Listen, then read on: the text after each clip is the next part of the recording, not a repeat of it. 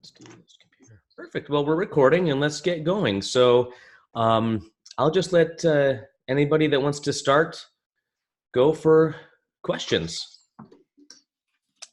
Who wants to go? All right, we'll see you guys later.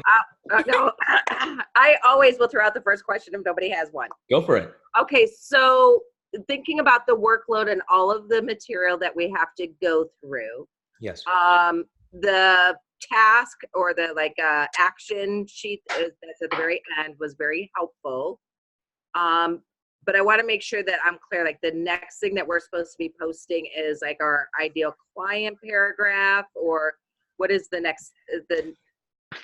Yeah, I would say that everybody's kind of getting their why story dialed in, and obviously that's going to take some time to refine. But the next big thing is ideal client. Yes, I would agree with that. Okay, I have two questions. Yes. So I don't know where all the light is in here. Anyway, they're two totally different questions. Okay. So number one, in terms of the why story, I've been listening to people's why stories, and in most places they're coming from a place of financial pain. Mm-hmm. Okay, where they were struggling with their finances, et cetera, et cetera. I don't have that. I may have had some dysfunction in my house, but in terms of financially, I've always been kind of financially balanced. And so, but I've always had a desire to help people, and I could guess where that may have come from. I mean, I've spent my entire life kind of helping the person who's hurting, like, people who are being bullied in school. I would be the one sticking up for them, including in my own household. Not worth going into all the details, but, I've always spent my life doing that. I spent my entire first career doing that. And now, that I've decided to make the change. And it's because I saw so many people in pain in real estate who were struggling. I mean, I've, as I mentioned before, I've talked people out of buying homes because they weren't ready for it. They were really struggling financially. So, I don't know how to express a why story that comes from that. I mean, it doesn't come from a place of financial pain. Yeah, and it doesn't have to, and that's totally fine. We see students do that all the time and have that part of their why story, that it's not through their financial journey didn't include financial pain, as you would put it. So I would say that, and did everybody get a chance to watch the interview with Karen Dietz and maybe go through some of the worksheets? And another good resource is Build Your Story Brand. Okay. Or your story brand book. And so I think, Joan, I'm just kind of thinking out loud, kind of just spitballing, but I would say, so you could start with, I really felt that I had some kind of a good financial upbringing. My parents taught me this. I was really good at this. So your backstory, absolutely. You get that that place of point of reference of where you came from. But I think with the commonality of what a why story should be is there's always this turning point, but it doesn't have to be about you. The downturn doesn't have to be about you. Okay. You can see, I've always seen the value of money. I've always done good with my money, but I knew that I wanted to become a financial coach when my friend came to me and asked me for help. Right. Or with my husband in my case. Or your husband, or whoever it is. So that turn, so, and we didn't include these videos, but I'll share them in the Facebook group. But so Karen talks about it a little bit, but Build Your Story Brand really talks about it as well. If you think about, has everybody seen Star Wars? I think everybody's probably seen Star Wars at one point in time, right? But that is the classic story arc, right? So we're building a story arc of, here is, and Karen talks about it, but she doesn't talk about it as far as as a reference of this is what every single good movie and book and everything always has in place. And it's always these 7 things. And here's a point of reference. Here is when something bad happens. Here is somebody that comes into the story, Obi-Wan Kenobi, and says, here is how you write that. And here is he was Luke's mentor, right? And then now with the help of a mentor, overcame the empire, right? Or whatever that, so there's that big, very basic story arc. So I think for somebody that, and the other thing, I'll say this right now, have we seen Star Wars? Some people haven't, I don't, but what I really like what he said in Build Your Story brand is that our why story, and when your clients and potential clients especially hear your why story, they don't want to hear you as the hero. They want to hear them as the hero. Right. So you don't make you the hero of your story, you make them the hero of your story. Mm-hmm. Which is, I think a lot of people are doing that, but it's about you up to a point, but then you're helping somebody or something turns and you had a mentor or you became a mentor. Because the negative thing, money related, was your husband, your friend, whoever. And like, man, I really found that I could empower people and understand the power of money like I have for, kind of go down that path. Does that make sense? Yeah, it does. Thank you. So You're I'm going welcome. to work on it a little bit more. My second question is totally unrelated. It has to do with naming the company. How do I know whether or not the name I'm thinking of has been taken? How does that work? We'll have to come up with the links, but within your state, there are, through whatever department handles LLCs and those type of businesses, there's a registry within Okay. your state, and it depends on what body handles that stuff within your state. You can Mhm. look, and then also if you're looking for trademarks, you can search through the federal government trademark commission, whatever that is. And Jacqueline, if you're taking notes, would you remind me to look those links up? So look in your state, Mhm. especially for LLCs. And it's usually like the Secretary of State, or does anybody else know what your state might call it? Michael, in the state of New York, it's actually a county by county. Okay. And I can't remember the office, but if you just just Google it, Yeah. how to get a DBA, bottom line. Yeah. And like I said, in New York State, literally it took 5 minutes and $35 to sit down, and they look it up for you right while you're there, and you're done and done. Very Got simple. it. Yeah. That's So great. in Arizona, it's the Arizona Corporation Commission. So it just kind of depends on your Okay. state. Okay, great. Thank you. You're welcome. Yeah. And then also federally, you can look at the trademark and search for that too. Okay. Mine is the Secretary of State, and I think there are lots of articles out there where you can just Google like how to tell if your business name has been taken, where they have like all the links on there already for you too. So Thank you. Yes, Michael, I just want to, comment on Joan's first question, and just mostly, align, with what you said, that like in my why story, it really has nothing to do with finances, but rather something to do with somebody that popped into my life, a mentor, and boom, that was a turning point that caused me to want to help and mentor folks. And it just so happens that an area that I feel particularly skilled and versed in is finance. So I love what you said, and yeah.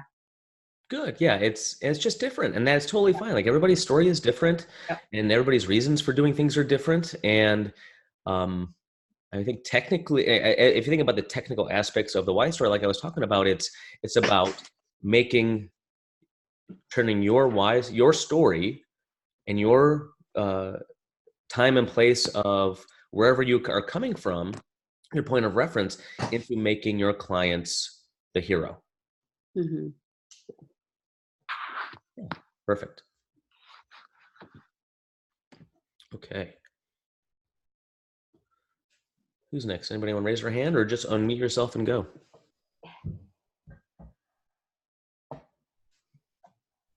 Anybody wants to ask about FinCon? I'm here, so we can talk about that too. Sure. Tell us about FinCon. It's been fun. So last year was our first year, and we'll talk about this for just a couple minutes. We don't need to go dive deep into this, but and we had no expectations and didn't know what to do, or had no strategy about anything going in. And actually, we found it to be not valuable, in all honesty. Last year, the sessions we went to weren't good. They were so basic that, and I mean, I could have Googled everything that they said and it was just as valuable. They weren't real experts in what they were talking about. So this year is a lot better. We have actually come in with a little bit better strategy as far as we think the connections that we're making are the most important things. So you can come and learn about monetizing your YouTube or podcasting or blogging, which is really all this is about. And you can get a couple like tips like, yeah, that's a good thing to implement. That's a good thing to implement. You're not going to get a full strategy. You're going to get so many things that you're going to get overload, and more than likely you're going to not do anything. So if you come in with like, I'm going to start, well, what are the top 3 things that I really need to implement? That's a great strategy to do. Let's see, what else was I going to say? So it's been really fun to connect with people. As far as we're concerned, and you'll learn this in the next couple lessons as far as marketing goes, especially, but you know, we are, excuse me, we are financial coaches that happen to have a blog. We are financial coaches that happen to have a podcast. We're financial coaches that happen to have a YouTube that we don't really do anything with. And the people that are at FinCon are YouTubers, bloggers, and podcasters, and and that's where they make their money. And they want to leverage that more and learn how other people are monetizing it more. So, and they do that full time. So to come in and expect to go to FinCon and have a financial coaching practice and want to grow that, but then also try to implement and really focus on this type of social media, online media space, you're going to be working 80 hours a week trying to keep up with both. And so I think you kind of have to take everything with a grain of salt, but like to come in and make connections and talk with people and maybe get on a podcast, or, you know, who I'm trying to think of the Brad Barrett from Choose F5 talk to, and Jay Money from Budgets Are Sexy. And so you kind of meet these big celebrities, and that's kind of fun, and connect with them. Kelsa is going to be interviewed by the Chief Mom Officer today. We're meeting with YNAB today. So it's great connection building, and content is good if you understand that that's the route that you need to go. Great. Okay, Michael, I have a question. Yes, ma'am. Okay, so later on in the academy, will you guys be sharing the contracts you use? So what I'm thinking is I might need to have something more specific. I have a person that I don't know really well, starting probably the month to month. But my fear is like, how do you word things so that they don't drop off in a month? Or right? Does that make sense? Yes. So next week is lesson 2, right? Because this is execution week. So that is client conversion. So basically, from the point of a client, somebody contacting you, or a prospect getting into your funnel, all the way to a Eureka session. So the contracts, I believe this is where we have the video of an actual Eureka session. So you can see the flow of that, and everything in between is what's next. So yes, you'll get our contracts, and that doesn't mean that you obviously want to copy and paste it, but it's enough that you can get through, change some things, present it to a lawyer, and make sure that it jives right. Okay. And when will the week 2 materials be released? Is that a day? Thursday morning. Okay, thank you. Next Thursday, you bet.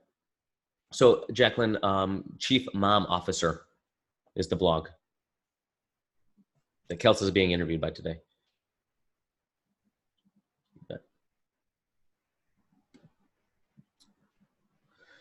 Awesome. Who else? When do you come home? Can I ask? Oh, sorry. That's all right. We fly back tomorrow evening. Today's Saturday. I don't know what day it is. Sunday. Whatever day Sunday is. We fly back Sunday. Michael. Yes. Is my audio okay? Yeah. I have different headphones on. So I did the mind mapping yesterday, and after watching your video, like the idea of kind of, seminar you would run was a good idea. But when you score the items, is there, like, I feel like I had maybe 5 good ideas and those just happened to score the highest. Yeah. Were we trying to maybe find a eureka in there, or was it mostly just kind of a mind dump onto the mind map and then grade it from there? Yeah, so it's pretty much a mind dump, exactly. And so, Okay. I mean, you're working with 10 ideas, right? And that's why I think that when I talk about the kind of the flip side of the coin is valuable, because it could be something like, wow, I never really thought about that as something that I really want to focus on, right? And then it gets really highly ranked. Other times, it's like this just proves my point that this is something that I don't want to do. Right. So yeah, and that is something, your super problem exercise is something that's going to, I would reevaluate fairly often, at least once a year, just because it's always going to change depending on how you grow as a Okay. person, and how your business grows. It's always going to change. Okay. Thank you. You bet. I think Kim is the only one that did the marketing blitz with me, right? That's here anyways. And would you agree with that, Kim? Yes, 100%. Yeah. Because there were some where like, yeah, that might be, you wanted to work with single, recently single women. Yeah. And then we said, well, what's the flip side of that coin? Couples. Right. And it turned out like, I would enjoy, you thought I would enjoy working with couples for sure. That'd be something. Yeah. But then as far as the super problem exercise went, it was very low. Right. So it just is one of those things where it's going to self-correct, and that's why you do it, and that's why you think about all those SUPPER things. Yeah. I mean, I thought it became very apparent when we did that marketing blitz. Okay, well, this is like where my heart is for now, right? That, I just have a tender spot for folks, women in particular who are, recently divorced or a single mom, or they're a widow, women that are just like a little bit lost, not quite sure where to go and how to start. But clearly, I know that I don't want to limit it to that, but that just seems to be like, again, initially where your heart is. Yeah, definitely. And that's what's interesting, is that if you think about the super problem, when we're not the traditional way of thinking about marketing, especially identifying your ideal client, is with the avatar, right? Does everybody know what I talk about when I say an avatar? It's basically like, I can draw a picture and this is what they look like. This is and this is what they like to do. This is the music they listen to. This is their age. This is their income, how many kids they have, education, everything is one demographic, and you make one person. And I feel that, especially for financial coaching, that really pigeonholes you into working with only one single type of person, and eliminates a wide range of other people that you could be working on. But if you think about how you're helping people as the problems that you solve and not as a demographic, then you can help a lot of people. And so you could say, I work with women that are between 18 and 35 that are single, and they make six figures, and they're executives, and however much you want to extrapolate that. And you start to do, say, Facebook ads to those people. What do you think your conversion rate is going to be? Because does every single person that fits that demographic need your help? Absolutely not. And we're talking maybe, 7%. But if you start to change your marketing message to the problems that you solve, only the people that need those problems solved are going to be reaching out to you. And how many of those people can you help? Like 99%. So your success rate is going to be a lot higher when you start to think about your marketing message of the problems that you solve and helping those specific people that have those problems, rather than just an avatar demographic.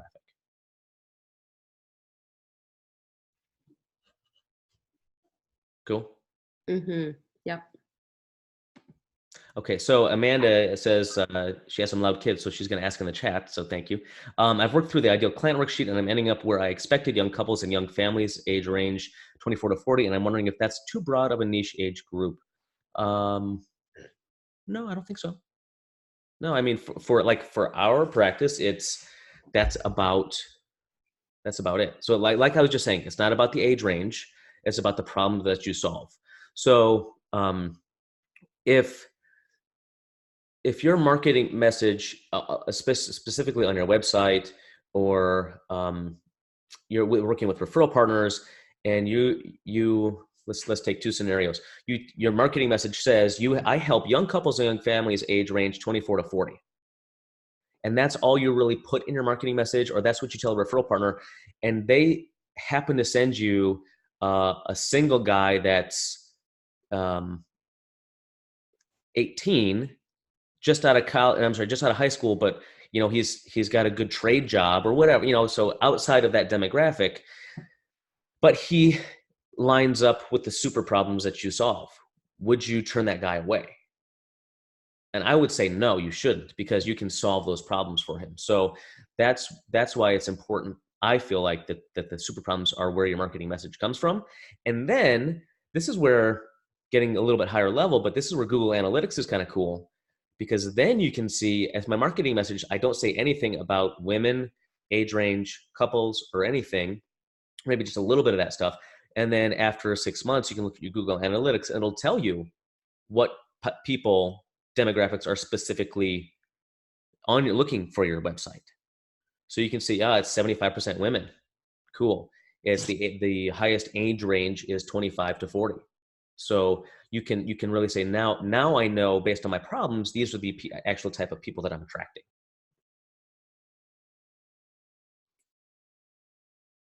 Cool. Makes sense. Thank you. Mm-hmm. Who's next? Anybody have a hand raised? Kim, did you have your hand raised, or is that from before? Yep. Nope. So my question's a little bit different. Wondered if at some point during our sessions, there's going to be conversation about like the process, the coaching process. For example, you're meeting with folks that are, I don't have a budget, I'm credit card debt, and I don't have any savings, yada, yada, yada. Like, where do you start? And I think, all of us have probably done a little bit of that. But I wonder if you and Kelsey have kind of a, more of a model, if you will, of what, you recommend. Definitely. Absolutely. Yes. Okay. And so next week is going to be client conversion, which is from basically a prospect getting into your funnel, how to have conversations with them, how to hold a Q&A session, what to say in a Q&A session, basically to get them to schedule that initial session we call the Eureka session. You can name it whatever you want. Yeah. And how to structure that Eureka session. You're going to get an example of a Eureka session, the recording of the Eureka session, which is like 2 hours long. And so you'll see how that flow goes. Yep. You'll get all of the documents, the forms, the contracts, the questionnaires, our spreadsheet that we have people come, their income and expense sheet. Mm-hmm. You get that. So basically leading up to the Eureka session, how to hold that. And then, and I don't remember if it's at that's usually how it goes. So yeah, so up to the Eureka session, yes. Then after that, we're going to teach you how to convert those people into long-term clients. Yeah. How to determine if they are the right person to work with you for long-term or not. There's nothing worse than working with somebody you don't want to work with. How to say no to somebody, Right. how to turn somebody down, whether they're the wrong personality or they have the wrong problem. Yeah. And so how do you say, you know what, I think your best bet is probably to go see a marriage counselor first. Yeah. And then come see us after that, or whatever that outside referral is, how to have that conversation with them. And then how to, if that is the right fit, like, man, I 100% know I can help these people. I'm actually excited because I can see they're going to kill it, right? They're going to be rock stars. How to have that sales conversation with them to convert them into long-term clients, whatever your package is. And then also how to build skills and exercises for your clients. And then the biggest ones that we use, you'll get those, but then also teach you how to, whatever problem they have, how to create an exercise for them to overcome that problem. Awesome. So long story short, yes. Okay, super. Thank you so much. You bet. Great answer. Thank you. Mm-hmm. Michael, I have a question now. Yes. And coming back to my previous question and listening to Kim, it made me think, like, my Eureka session with the client that I hardly know is on Wednesday. Is there any possible way that you could email me like the contract for the 4 to 6 months so I can tweak it so I can have it ready instead of ending that session with, can I get back to you next week with you know what I mean? An agreement. Yeah, you can do that. And let me look on our website really fast because it might actually be at least our terms and conditions. I'll get that to you, Cynthia. So at least so you can see it.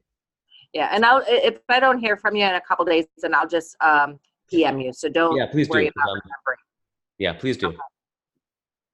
I just want to be prepared for Wednesday. Yeah, definitely.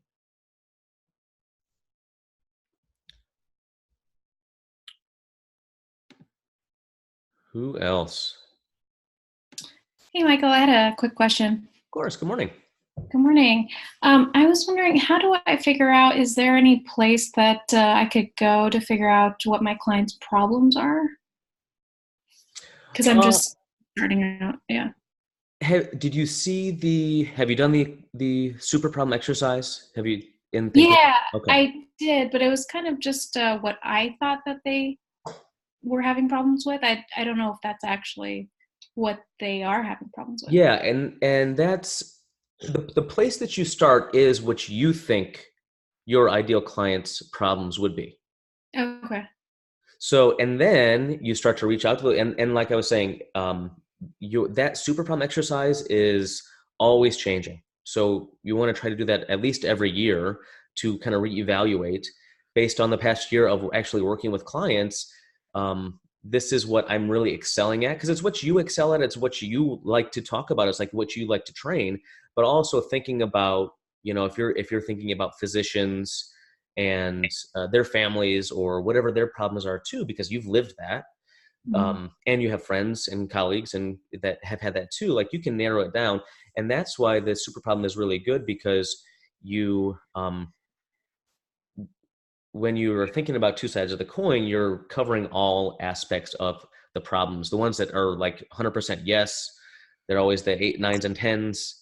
And then the ones that are like, that makes sense, but those are all 1, 2s, and 3s. And there's the lowest, so I'm not even going to really bother with those. So to start out, it is what you feel like your ideal clients want. Because if you start thinking about only what your ideal clients want, but not what you want to communicate, you want to teach, you want to coach on, then that's not going to line up and nobody's going to be successful and it's not going to be fulfilling for you. That's a good point. Okay. Yeah, that makes sense. Okay. Thank you. You're welcome.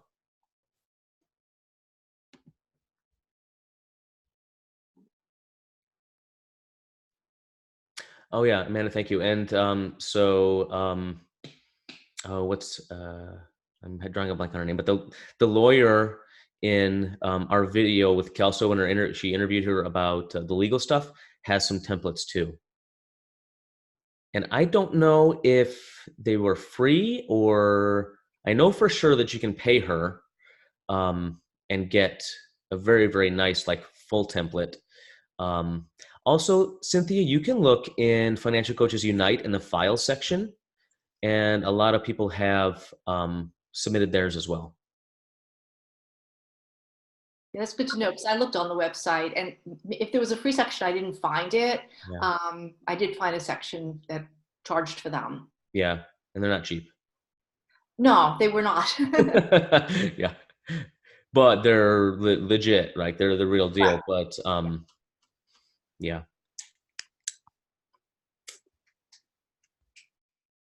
Okay. So that actually kind of leads into another question. What's a good way to decide when it's worth making an expenditure for your business, if that makes sense? I was working with someone to maybe help me with my website, and I know she's good and like it's a friend of a friend and they're going to do some free copywriting for me and things, but it's still a bigger number than I thought it would be. Yeah. But it seems like, is it important enough to put that money up front, seeing as I don't have any clients yet, or should I wait till I get some clients and then pour that money back in? How do you normally do it, or even with the contracts, like, is it worth doing that up front or? Yeah, great question. I would say that I would not really invest anything in any of that right now.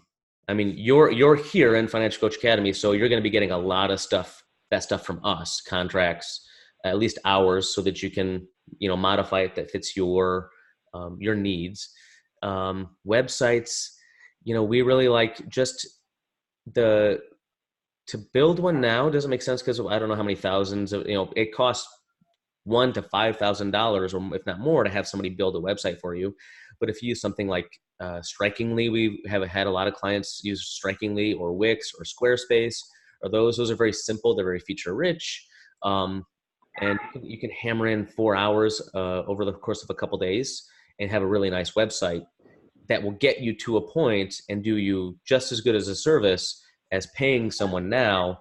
But then you can get to a certain point where like, man, I'm making some money. I can actually reinvest this back into the business. And because I think the difference now between a $5,000 website and a Wix, $19 a month website is probably not that big of a difference. You want Okay. social media, branding, getting a logo. You can go into, and we're going to talk about this in beginner marketing in a couple weeks, but you can do everything on your own until a point where you can start to reinvest back in yourself. Okay. Yeah. And she was going to help me with branding and stuff as well. But if that makes sense, I jumped into Squarespace, but the creativity part of me is not there. Gotcha. Analytical spreadsheets, I'm perfect there. Like I need to do branding, and I struggle a little bit. Right. But, okay. And that's another great point that I forgot to mention is that if it's something that is absolutely outside of your zone of genius, like you're that analytical, you're not creative, you're 100% left brain, you're not right brain at all, then by all means, hire somebody else to do it. But I mean, the way you get creative with your budget is up to you. And if you're going to be spending so much time on a project that isn't your jam, and you would rather just pay somebody on Fiverr or whatever, then just do that. That's totally fine. But I really feel like unless that to start, at least for the first couple months, you can do it all on your own and it's going to be just fine. You can find a template and get a really generic logo. Use something like Canva to create a logo, or even pay somebody on Fiverr $20 to get a logo. That's relatively inexpensive and easy to justify in cash flow. Where's that source for getting a logo? What did you say? Fiverr. I'll put it in here. It's so it used to be that you could hire anybody that's a freelancer, graphic design, video editor, audio editor, anything that you want to pay somebody to do. And it was $5 to start. Wow. Now did everybody see our financial coach buttons and pins and stuff that we have brought for FinCon? I don't have any on me. No. But I had somebody on Fiverr design the button because I was just spending way too much time trying to do it myself and it looked like crap. And so I paid somebody $20 to do it for me. So Fiverr is a good place to start. Etsy, too, has some designers and stuff. And there are some other ones that will do that for relatively inexpensive. And for the other coaches that have clients, do you see leads from your website, or is that not something where I should spend a fair amount of time now and maybe work more on the social media side of things, or just kind of who I know and go from there? Yeah, so great question. Starting out, websites will be a place for people to check you out, not to find out about you. So your friend says, hey, you should go talk to my friend Michael, who's a financial coach. Here's his website. That's how they learn more about you. That's where they hear about your why story. They hear about how to connect with you, how to schedule. That's really the only thing you need to have on your website when you're really starting. It's just like, here's how you contact me. Here's some stuff about what I do. Here's my why. Here's the problems that I solve. Here's my marketing message. That's about it. Make sure that it integrates with whatever scheduling software that you use. We like Acuity, and we'll talk about that next week. But Calendly is another great one to use. But so without getting too far into marketing, which we'll cover in a couple of weeks, we really find, especially when you're starting out, social media isn't going to get you anybody. Website is not going to get you anybody. They are there to show that you have some social proof that you are legitimate.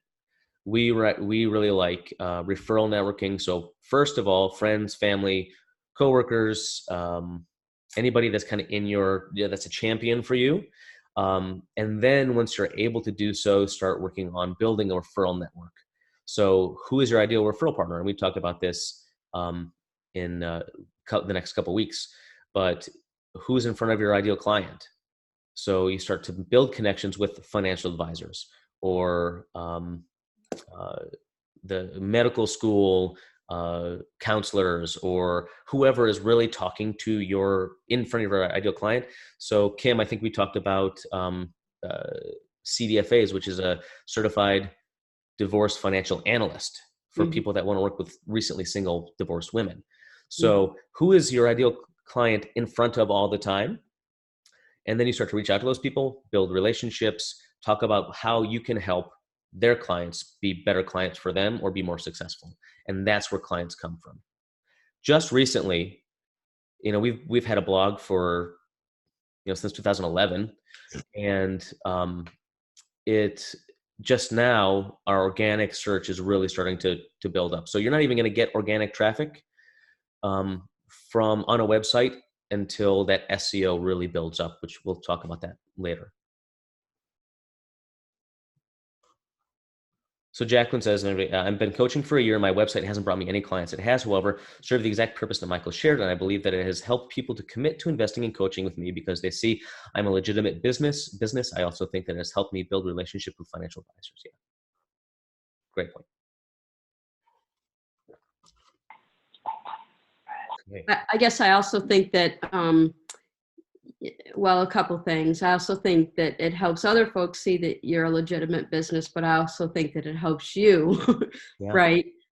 Just acknowledge to the world that you're a legitimate business and that I'm like really doing this. And I also just want to, Michael, you had mentioned Wix. So I started working on a website a bit ago, and like you, I think, Michael, I am 100% left brain, can build an econometric model that's 8 layers deep, but a website is like, but I'm doing it.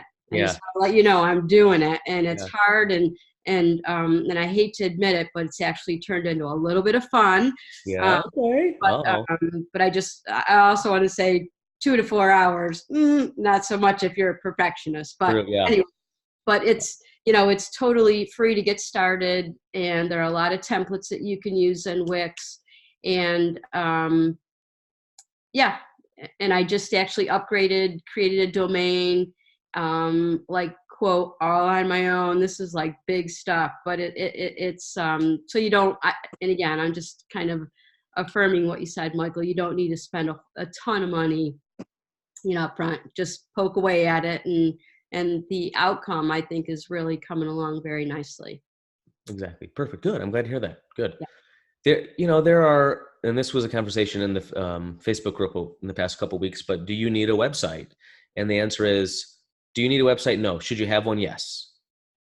And we have at least one financial coach has gone through the academy who was very successful. She doesn't have a website. And she's built everything through BNI and networking, and she also is a tax preparer, so she gets some from that. So you don't need one by any means, but it does.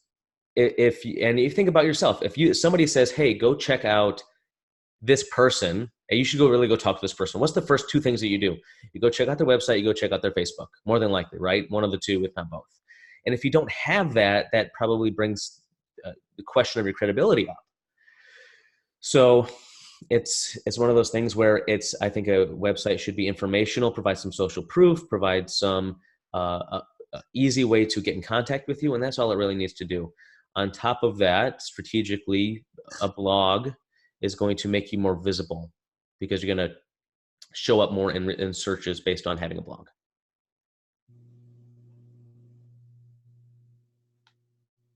Okay. Michael, can I shift gears a little bit? Please. Can I ask you, like, from your husband perspective, when Kelsa was starting the business, what kinds of things have like gone through your head like that I might not be realizing my husband's thinking as I'm Mm. building this business. You know what I mean? Yeah, great question. Like my So husband, he will not share his feelings very easily. So yeah, I have like pull things out of him. You know what I mean? So I just would love yeah, to know like what like your insight is. sure. Well, let's see. So I'll have to think back. So if you don't know Kelsa's story, she was in corporate, accounting for a while and was sick of the bureaucracy and the red tape. And her passion always came back to helping people one-on-one with their finances. And she was like, one day she's like, I just can't take it anymore. She'd been helping people on the side for years and was like, I think this is just what I want to do. And I, personally, how can I say I'm empathetic when I'm going to be humble bragging a little bit? But I I have the utmost respect for Kelsa and her decisions and what's going to make her happy. And so I just felt like if that's what's going to make you happy, I'm going to be 100% supportive. And we're going to do it together is what we really wanted to do. So she said, okay, let's think about, let's plan out. We're going to do it in a year. So 12 months, what do we need? What are we going to start saving? What do we need to start it? What do we need to launch it, et cetera? And in all honesty, and I don't think I ever really said this to her, but in the back of my mind, I always said, well, let's give it like 6 months when she does actually launch that. And then in 6 months, no harm, no foul. She always get back into a corporate accounting job. And it worked out, obviously. So, I always just tried to be as supportive as I could, but there was always that thing in the back of my mind that this could fail, but we're going to need to be prepared for that. And I'm just going to be supportive because if she's not happy doing what she, is doing, corporate finance, then I ain't going to be happy. So let's make her happy. What else? Now, I don't know. What else? What else do you want to know, Jacqueline? Well, John is so incredibly supportive. Like because I'm still working full time, literally has assumed every household responsibility. Like Mm-hmm. I clean very little and I never ever cook. So I'm like Yeah. super blessed and fortunate that he is incredibly supportive like that. Yeah. But I guess I was wondering more so like, I don't know, like almost like mindset things that you were going through at the time. So I think you kind of answered my question there with what you were saying, like the 6 month contingency plan. And I haven't left my job yet. So we haven't we haven't jumped over the cliff yet. And now we're, building the plan on the way down kind of thing. I'm trying to build smart so that when we take the leap, it's, we have something there like you guys did too. So I don't know. Yeah.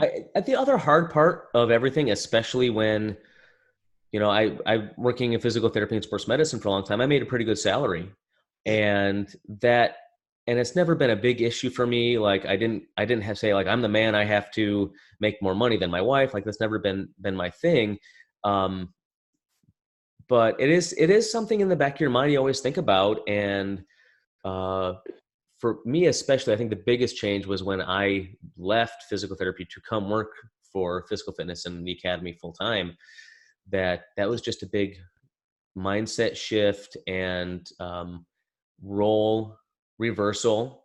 Because now I'm, the non-traditional nurturer of our family, and which I'm absolutely 100% fine with. Like I feel like I fit that role very well, but it's just there's some big shifts that happen, and I'm sure that's all the case with all small business owners. Thank you. Yeah, that makes sense. I just wanted to ask a further question on that, if I could, Michael, go back to the point where Kelsa decided that she wanted to do this full time. And you had said that there was like a 12-month plan of preparing, getting ready. So does that mean she had already started coaching clients? Like, did she leave her job then, or was it 12 months before she left her job? Yeah, great. That kind of thing. I'm actually in the position right now that of leaving my job or cutting the hours and and working less. And so I just financially we can do that. We're blessed to be able to do that, but it gives me as someone that's always been super independent a little bit of anxiety to step back from that job before I can fully just go right into this. For sure. I think the most successful students that we have, and this is our 12-month plan that I was alluding to too, is you say, okay, from today, 12 months from today is when I am done with my job. So between now and then, what do I need to do to ramp up my business as much as possible so it's a seamless transition? I think what unsuccessful or coaches that get frustrated early in the process is that they don't have that build up, that ramp up to a business. They wait until 12 months is over. They have the money, but at 12 months and a day, that's when they actually start to really work on the business. So you give yourself that full, whatever that time period is, to build your business. So in your spare time, I mean, you're working a full-time job and financial coaching is your part-time job, and you're working on that. You're still going out and networking. You're building these relationships. You're practicing. You're working with people. You're doing your beta clients. You're working. You're building your process so that when that 12 months is up, hey, I already have 8 clients and I have an income coming in.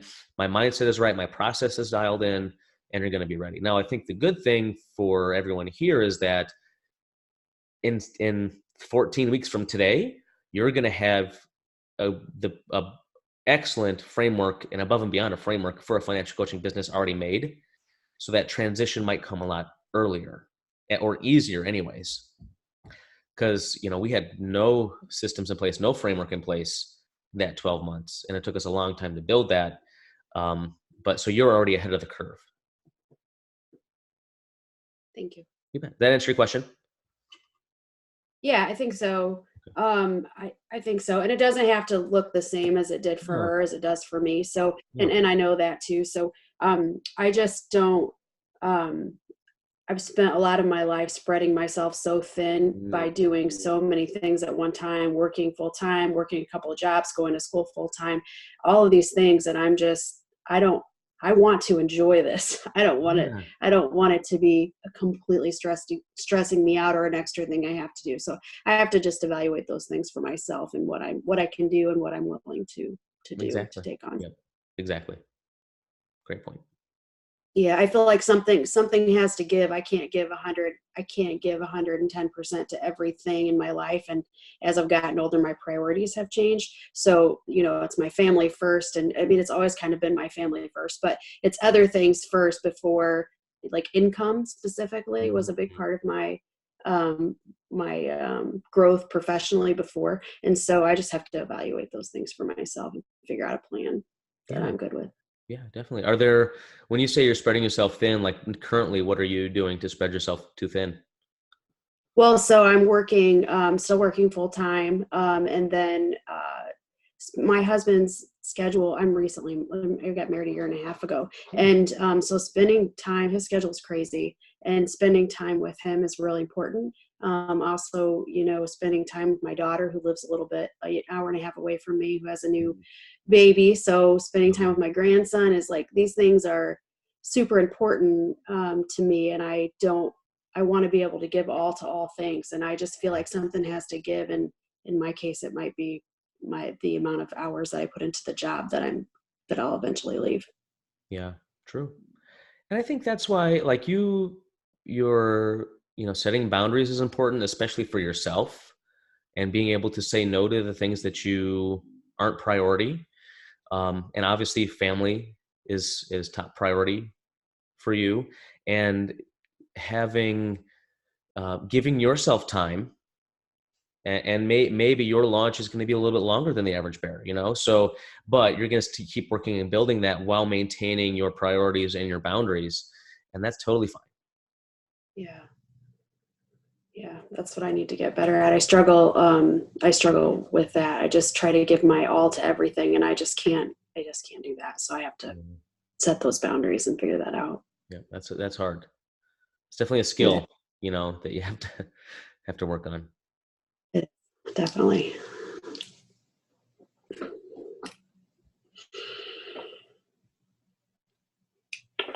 Who else? I don't know if, so I just want to add a little bit to what you were saying, Candy. So for me, I knew that I needed to plan something to do as an encore profession. My husband was totally not going to be on board of me retiring at 27 years when I could get a little bump at 30. So I just took it as I'm very much a perfectionist. I get very overwhelmed because I feel like I just have to do everything. And so even like with the website, I said, okay, I'll just wait on that. But then I decided, well, I can't really coach a lot of people one-on-one right now because my priority are the 32 kids in my classroom. So I decided, oh, I know, I'll do a class. Oh, guess what? Now I need a website because people need to go register. So like all of that was like coming down on me. And I just had to remind myself to give myself grace and just focus on one thing, just one step at a time. And if every day I could just do one thing towards my end game, it gave me such peace. So even if that one thing is, I'm going to spend 30 minutes on the Facebook group. That's all I can give this baby today of building this business is 30 minutes. I'm going to just do that. Or if it was, I'm going to read for an hour today. So I just tried the best I could. And quite honestly, some days I couldn't do any of it because of the pull of family and my classroom. But I think that if you can get to that place of giving yourself grace and just say, okay, just 30 minutes today, or maybe no minutes. Because I think in our life, during life, there's a season for everything. Does that make sense? Yeah, it does. It does. Okay. Very good.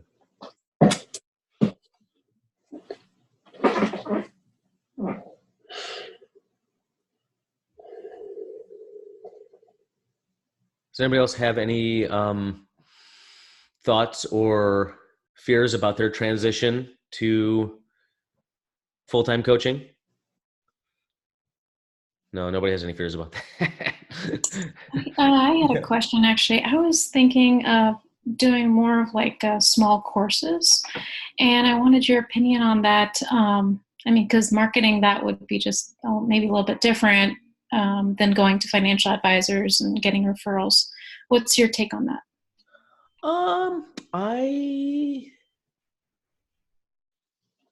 Let's see. So, I think that in the models that we've seen and that we've tried, that really focusing on only courses is, it can be great for passive income, but I think the work for marketing that and the cost of marketing that, you're going to have to get that to somebody, like you said. It's probably not going to be financial advisors. It's probably going to be ads or other methods that are you're going to have to constantly be doing the work to market to that. So, and however that may be, I don't know. We can strategize about that later, but I think that courses in general are a better supplement and passive income and lead magnet to drive people that like, oh, I really like what you taught in that course. I don't feel like I can do that on my own. I need the accountability. I need a coach to help me through that. I just don't get it. I don't want to do it myself.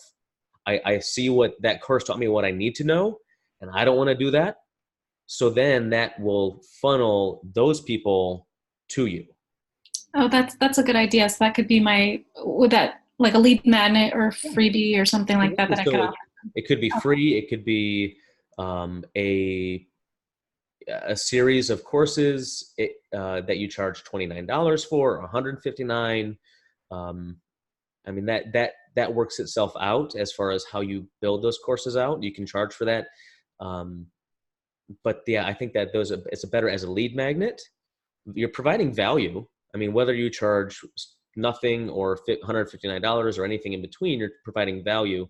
But you don't want to lose those people and do them a disservice by allowing them to think that every single person that takes your course can do it on their own. Right. That's where you come in. You're like, if this isn't your stuff, this isn't your jam, this is not what you want to do, then I'm here to help you for that. Yes. Okay, that makes sense. Thank you. And we've tried. So I'll just say we've tried at least one free course using Facebook ads, that it was like a 5-day daily stop overspending course, which we thought like, oh, all of our clients are coming to say they have a spending problem. Here's 5 videos on how to overcome that, some strategies, etc. And we got 0 out of it. So it's just one of those things we have to try. And I think in general, it's better to kind of set it and forget it, and have it as an option of people that they reach out to you, and maybe they sign up for free. Maybe you do a $29 option, whatever that option is. They say, I don't know if I'm quite ready to work with you yet, or I don't think I can afford you yet. You say, oh, that's totally fine. Why don't you go try my $29 course or my $4.95 ebook? And you can get a lot of great stuff out of that and see if you can do it on your own and just leave it at that. And those people, typically a high percentage, come back to you for that help anyways, because you build that know, like, and trust factor.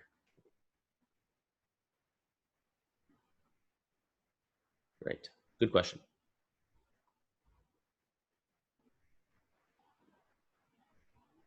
Who else? We got a couple more minutes here.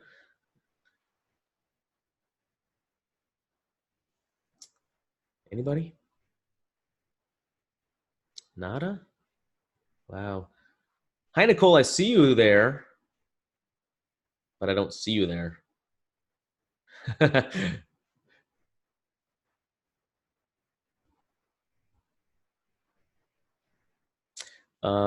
Does anybody want more clarification on the super problem exercise? Want to see me go through it really fast? Yeah. Sure. Let's do it as an exercise. Let me, just for funsies.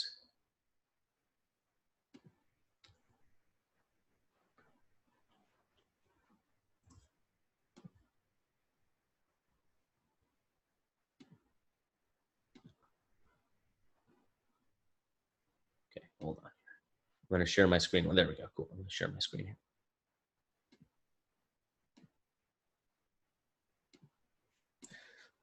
And I don't think the video that is in Thinkific is the best one. I think I did another live video somewhere else that I probably need to re-upload. But this is basically, everybody can see my screen, right? And this is basically what we have. But if you want to nerd out and make it into a spreadsheet, this is the way to do it. So, Nadia, what's a problem that you feel that your ideal client has, or a workshop that your ideal client, that you could confidently teach your ideal client to help them solve that problem? What are you thinking? So problem with overspending, and I wanted to teach them value spending. Okay. Mm-hmm. Okay, I'm just gonna leave that overspending. I like that. And then so, what's the flip side? So I would say the flip side coin of that coin of overspending is that they're a saver. They save too much. They don't spend on anything, to their detriment. Mm-hmm. And we actually will see that quite more than you'd think. And that people, like, they're maxing out all their investments. They don't have any debt. They are afraid to enjoy themselves and put money towards what they enjoy, but also what they value too. Mm-hmm. So, afraid to spend, in general, right? We can, hello. Okay, what's another problem that you find with your ideal client?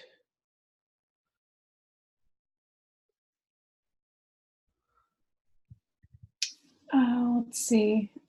Paying off student loan. Okay. They have a lot of student loan debt.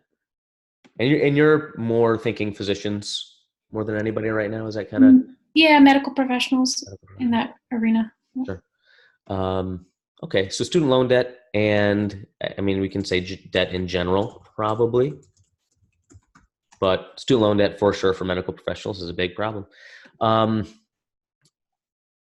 So And this is where this is a good exercise because, I mean, what percentage of medical professionals don't have any student loan debt? Probably very, very little percentage, right? So now in something that we see a lot is somebody that has zero debt.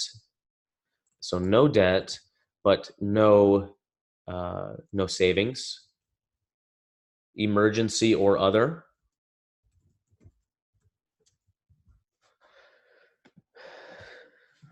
Something like that. I had a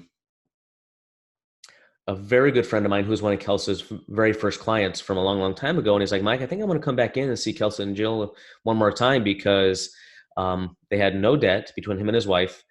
They had three, actually, this is not a great example, but this is probably another example I'm going to use in a second.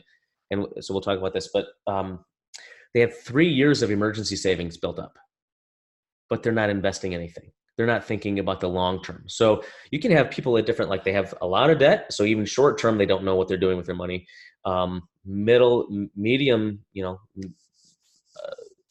to long, they have no savings, or they have way too much savings, or they have a lot of savings, but they're not investing long term. So you can think about it along a couple different ways. But you doing this exercise is going to say, do my ideal clients really worry about this? Absolutely not. So this is not something I'm going to put in my marketing message to start here.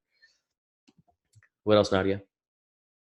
I have here like relationship with money. That might tie into other, like afraid to spend, and like I guess their relationship, childhood growing up, if they were always afraid, and so that's why they don't invest anywhere. They just save. So that could just tie into the other ones that you mentioned. Yeah, I mean, I would put that. I think it's a valid problem to talk about. Is just poor money mindset, or toxic money mindset, or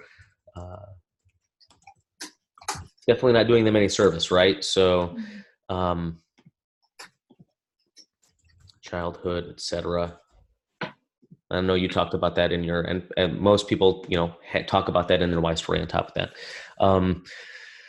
But so flip side of that coin would be, really good we had a great upbringing, good financial education. They just happen to have a lot of student loan debt, or never, or are so scared of money that they're not putting their money towards their values. They're just hoarding it.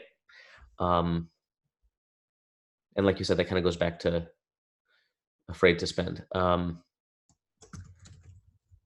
Good mindset, afraid to spend. I'll just make it simple. I also put in I put in learning to create goals, and another one was prioritizing them. Like in terms of like big purchases, maybe if they want to eventually, buy a bigger house or move somewhere, but so prioritizing what's important. Not budgeting based on values, something like that, or priorities. Yeah. Lack of priorities, for sure.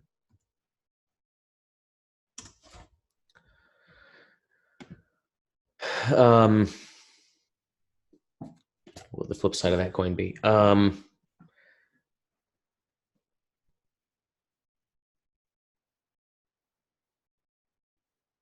So they are budgeting with priorities in place. How could you help those people? And maybe and this is where the flip side of the coin really helps you eliminate that.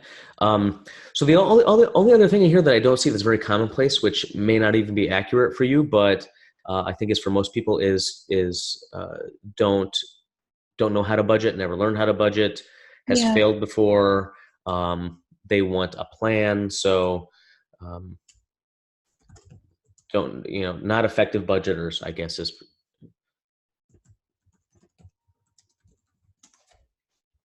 something like that. So let's just stick with these, and then we'll go through a couple of these columns, and then we can know how to do it. So based on these, let me, just so y'all can see. Can you all read that okay?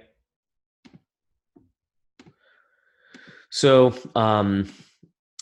if you think about, Nadia, your ideal client, which of these is the most specific to your ideal client? Definitely student loan. Yep, that's been my thought. So that would get a 10. What's the Okay. next most specific? Probably overspending. Okay. Next most? Let's see, not budgeting. Or, yeah, not budgeting, maybe. That one? Yeah. And then the next don't effectively budget, I guess, kind of the same group there. And then let's see. Yeah, the rest are kind of almost the same. So maybe afraid to spend. Yeah, and that's fine. Okay. So let me just go over the other ones too, and we'll just do a couple of the top 3 or 4 for a couple more of these. So which of these is the most urgent to your ideal client? Like they want to get rid of it now, they want it tackled now. Okay, student loan. Okay, and then we just go down the list from Go there. down the list again. Yep. Yeah. Persistent would mean that it's continually coming back into their life really, really often. So Yeah. probably student loan debt. Overspending. Yeah. Right. So you rank those again. Pervasive means that it's widespread throughout all of your clients are, this is in their lives, all the clients. It may not be urgent to them, but they're at least having it in and out around their life. So student loan debt would probably be a 10 on that one as well. Expensive, obviously, if they have what is costing them the most money if they don't have it solved. So student loan debt, high interest rate debt. So other problems that people would be talking about is they're not investing anything. Yeah, investments. Yeah. So by not investing, they're losing out on that investment money. And then recognizable, which is the one that is in front of them all the time, every single day. So some of these are just kind of like toxic money mindset, and nobody recognizes that that's a real problem, right? They know that they have a problem with money, but they don't realize that it's coming from a mindset issue. So it's not really recognizable to some people. Yeah, good point. Did everybody listen to Power of Vulnerability? Yeah. With the Brene Brown thing? So she talks about where a company called her and said, I want you to come and speak to our employees, but I don't want you to talk about vulnerability. We want you to talk about, I forget, does anybody remember what she said? What did she say? We want you to, whatever it was. So, but she talks about, that's like her thing is vulnerability. And, we wanted you to talk about how to be more creative in the workspace. And she says, but to be creative, you have to be vulnerable. And so first you have to be vulnerable, and then you can be creative. Because if you're not vulnerable and you're not okay with people criticizing and being okay with your what you create, then you're not going to be creative. So vulnerability was not recognizable to them as being important. So vulnerability would be low on the recognizable, but specific, urgent, pervasive, expensive would be vulnerability for Brene Brown, right? So it's okay that each column isn't lining up with each row. Okay. Any other questions before we wrap up here?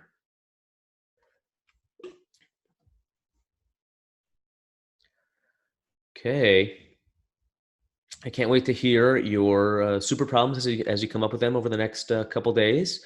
Keep cranking on those. Keep refining your why story. What else are we working on? Is there anything else content-wise that anybody needs kind of a direction with? business name. Does everybody have a business name? Does anybody want to crowdsource a business name? I have a live. Well, originally it was going to be a YouTube video. It was going to be Live Wealthy TV. So I'm thinking maybe just Live Wealthy. Yeah, Live Wealthy Financial Coach. Yeah, Live Wealthy Financial Coach. Financial coaching. I'd be interested in that if that's taken or not, just out of curiosity. Well, I know the Live Wealthy TV wasn't, but I don't know about Live Wealthy Financial Coach. Yeah. I bet Live Wealthy Financial Coach probably is not too, but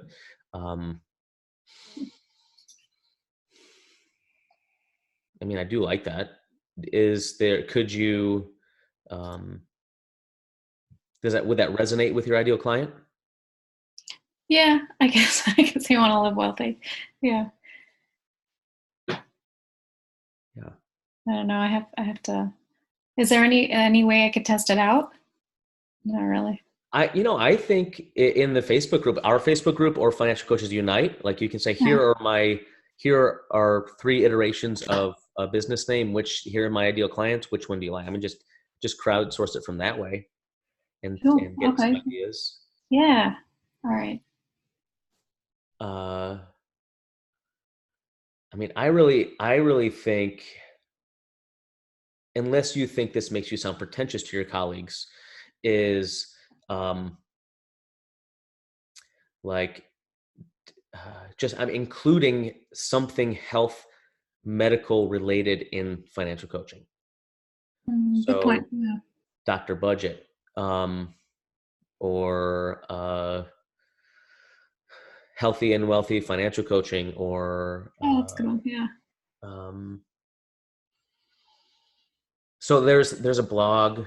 I don't think it's a podcast. I think it's a blog, but it's Physicians on Fire, FIRE, for financial independence, retire early. Yeah. Yeah. That kind of stuff. So I think that if you're really want to stay in that lane of helping medical professionals, I think that you could kind of niche your name down a little bit more. Oh, that's a good point. I didn't think about that. Yeah. Include that medical aspect to it. Okay. And we can all help with that. Yeah. Candy. Yeah, mine is a play on my last name. So it's Be Free Financial Wellness. My last name is Oh, free, nice. so. Yeah. See, I like that. Do you think it sounds good? I do. Everybody Yeah. likes the- Okay. I do like that. Thank you. Joan? I was thinking of Money Strong. I mean, Money what? Strong Financial Coaching? Yeah. Yeah. If you don't like it, say so. I mean, I do. What do you like about it? because I feel like I want to work with people that don't have money strength, that don't have money knowledge, that don't have, that have a sense of shame about their inability to handle money. So that's why the name resonated for me. Yeah. I do. I mean, I do like it. It evokes like you're going to make people strong with their money, or help them, yeah, become strong with their money. Yeah. And if you think that so it all really has to come back to, does that speak to your ideal client? And it sounds like that it does. So I do like that. I don't think you would also need to be over clever with it either. Right. Especially me, I try to be too clever, and like fiscal fitness was kind of my idea, and it's great, but it's also horrible at the same time because not everybody knows what fiscal means. And but people that do know, like, oh, that's brilliant, that's funny. But 33% of the time, people are like, what? So you're a gym, So it's also poor choice, but money strong. Can I go back to my name real quick? Yes. I just wonder if you think maybe it would sound better if I said Be Free Financial Coaching instead of Wellness. Should I put coach? Should you have coaching in your name? Not necessarily. Okay. I think coaching would speak to people that want one-on-one or group help. Did you say financial wellness? Is that what you were? Wellness. Yeah. That to me is more holistic and could include, if you also wanted to branch out to like a real financial wellness program for businesses. So I think either one works. I think it just depends on if you're really going to do a lot of like coaching, or as coaching specific, or kind of you're going to be speaking, you're going to be presenting, you're going to be doing workshops. Maybe the wellness is more what you want to do. That's the only difference I would see.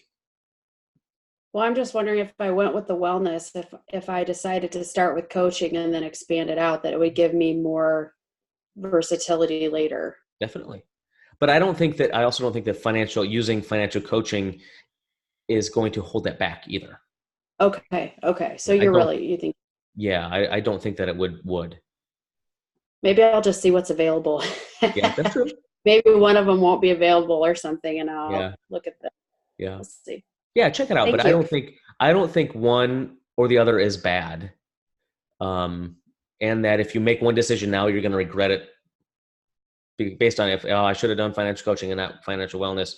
I don't think that really matters. But if you want to start with like whatever you want to start with, if it's just pure financial coaching, then you might want to stick with that, and that's not going to have negative aspects for you later on. Okay, that's good to know. Thank you. Michael, were you starting to say something else about wine, or no? Or did the fork go away? I probably was. I think what I was going to say is I think, Joan, the thing that I'm hesitant about is that there was that big blank strong movement a couple years ago. Oh, okay. Right. So it was Boston Strong, and then everybody had some hashtag something strong. Okay. So that would be my one hesitation, is that it might be taken already. It might be very, that might be out there a lot. Mm-hmm. And I wouldn't want you to get, even though it's a great name, I wouldn't want you to get lumped in with somebody else or another movement. Right.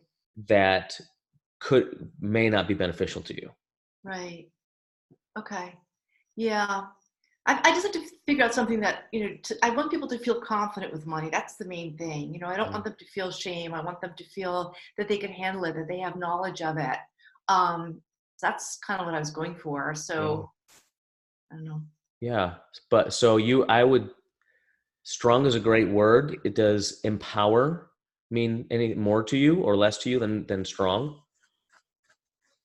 Money and power? Empower. Empower, yeah. Empower.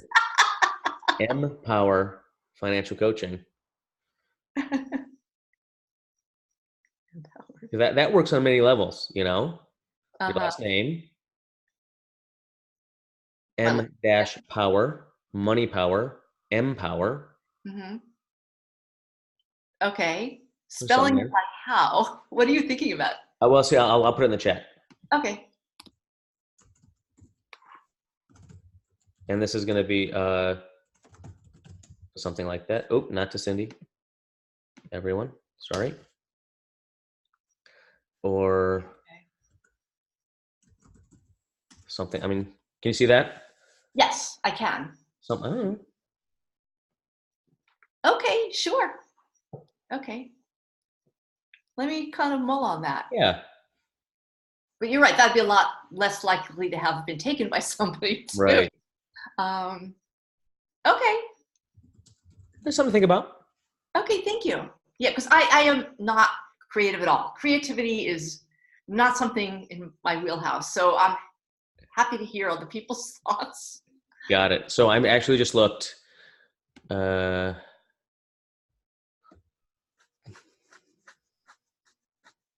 There is a Money Strong LLC already out there. Okay. Danielle DiMartino Booth. I don't know who that is. So. All right. So your instinct was really correct on this. So yeah, that sounds. I mean, I like the empower and empower financial. Yeah. Yeah. Mm-hmm. Yeah. So I think that I like where you're going. I think that kind of evoking that sense of change and empowering people and making them stronger, money in life, and all that together is a great direction to go. Thank you. Sure. Okay. And sometimes, and we mentioned this, Kelsey talked about it somewhere, that sometimes putting your name in, and this isn't specifically for you, Joan, but in general, like putting your name in financial coaching in your business name is not a great idea, because if you start adding coaches under you or branching out a little bit, then they only want your name, you first, because it's your name. Mm-hmm. And so you're building a brand around yourself rather than a brand that you can be part of and you don't have to be, and people aren't going to be looking for you. Right. Okay. Something to think about for everybody. Good. Thank you. Okay. Well, if there's nothing else, any last minute quick questions before we sign off? Okay. Well, we will see you all Tuesday and in the Facebook group. So you guys have a great rest of your weekend. We'll talk to you soon. Thank you. Bye-bye. Yep. Bye.